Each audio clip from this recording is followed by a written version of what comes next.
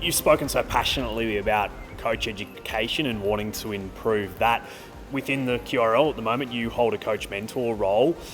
What does that entail, and what are you hoping to impart onto the coaches that you work with?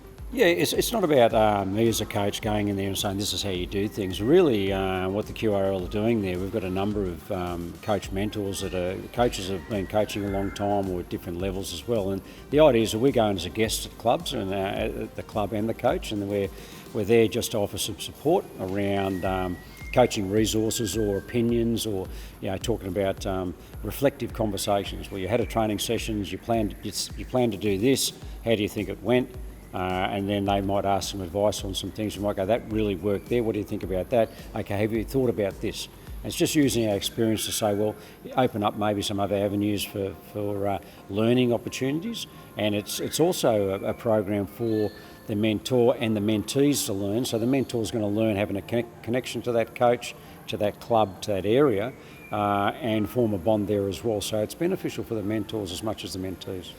Now, you're presenting at this weekend's Queensland Coaches Network Forum. How important is it to have networking events like this for coaches in Queensland? Yeah, it's vital, and as we've said, we've had some quality people here already that have spoken this morning with Wayne Bennett and Greg Chappell, and it's important to get people from outside rugby league as well and talk about coach education, because the same principles apply to athlete-centred coaching, and this is what we're talking about, actually putting the player first, not the coach first, and that's something that coaches have to get their head around, that you're there to provide the environment for learning to occur. You're the facilitator as a coach.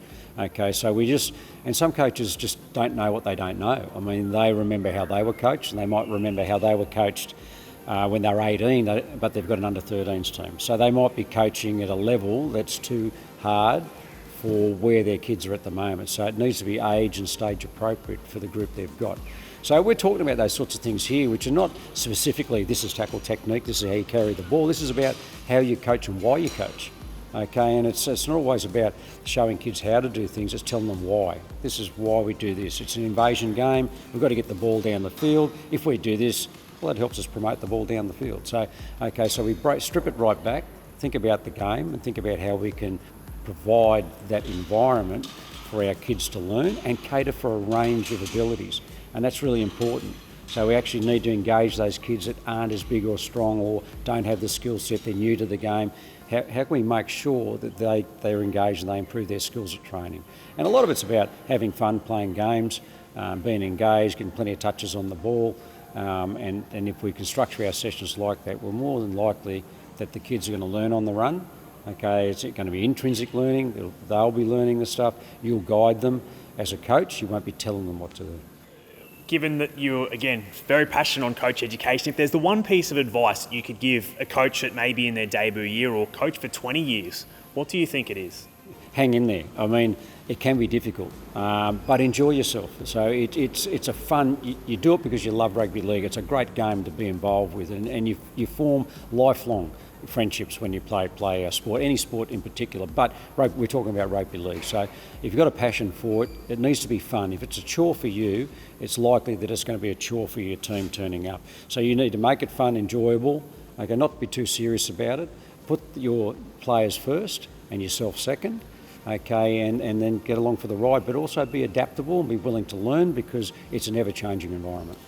Finally, for yourself, do you have any future ambitions to coach in the NRL again, or are you quite happy with what you're currently doing now with the QRL and the NRL in this coach education space? Semi-retired. I've been around a long time, and I sort of made a bit of a lifestyle change there. It's very hard to get back in at that elite level, and we've got a number of coaches that haven't got jobs here at the moment. It's quite a volatile environment. I enjoy the coach education. I'm from a teaching background. You don't get a chance to do this at the elite level, and you're not really thinking about your pathways too much because you're about results.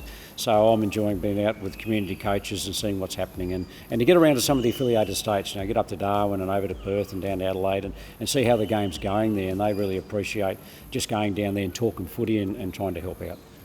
Well, Neil, it's been an absolute pleasure. Thanks very much for your time, and enjoy the rest of the coaching forum. Will do. Thank you.